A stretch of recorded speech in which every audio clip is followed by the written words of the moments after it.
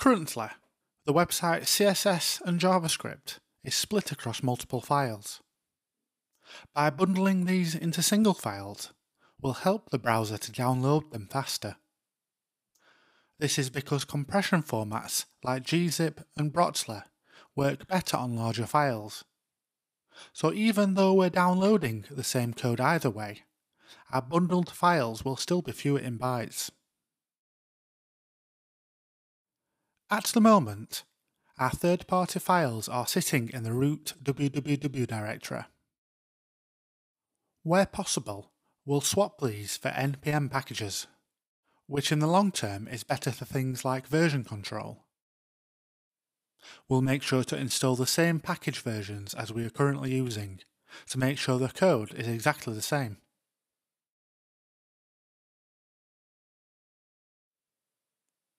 To bundle our CSS into a single file, we'll be using Sass, the CSS preprocessor, which extends the language with more programmatic capabilities.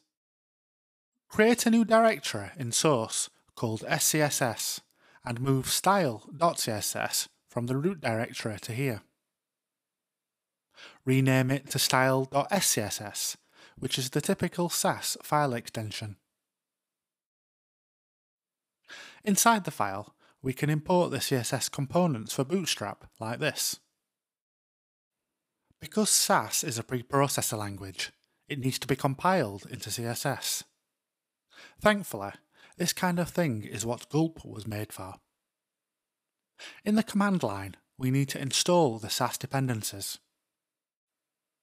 Then in the Gulp file, let's import them so they're available to our Gulp tasks. And now let's create the task itself. This takes the Sass, which now sits in the source directory, compiles it into CSS, and then drops it in the root www directory where the website will expect it to be. The compressed setting here means Sass will remove all line breaks and whitespace from the CSS, which has an impact on file size of the compiled file. Now we just need to add this to the build task and we're ready to go. Gulp build. And here's the file. It looks fine.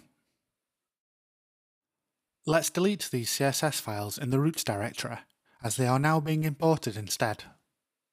We need to remove the link elements from the HTML as well.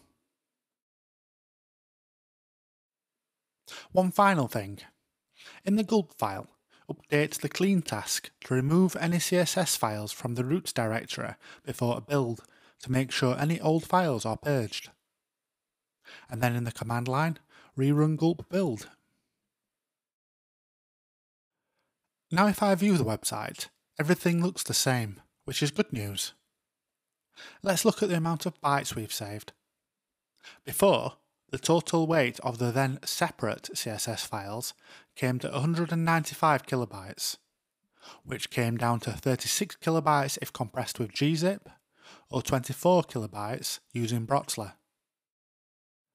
Now we have our bundled CSS, which weighs in at 165 kilobytes. If gzipped, this comes down to 32 kilobytes, or with Brotli, it comes down to 22 kilobytes. So a saving of just a few kilobytes. It may not seem like much, but you have to think that as the website grows and develops, this gap will only widen. Create a new JS directory in source, and move global.js and also cookieinfo.js from the root to here. The latter of which doesn't have an npm package, so we're forced to use the same file. As for every other JavaScript file here, delete it. In the global.js file, import the other scripts at the top, including the cookieinfo script. Moving on, like with most things in web development, there's plenty of ways to bundle JavaScript. Here, we're going to use rollup. To get started, install these dependencies. Now open the Gulp file and import the dependencies at the top of the document along with the rest. And as for the Gulp task itself, here's the code. So here we're using rollup, the JavaScript bundler, to grab the global.js file from source. Next, the contents of the new file are passed to a plugin called Node Resolve, which lets us import packages from Node modules. Then they go to Terser, which is a function that, in addition to removing line breaks and whitespace, renames functions and variables where possible to something shorter, without changing the behaviour of the code.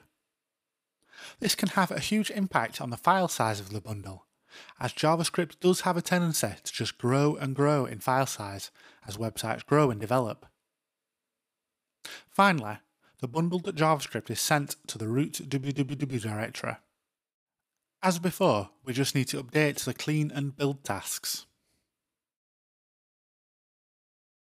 In the HTML, we can now also remove the script elements which reference the now bundled JavaScript.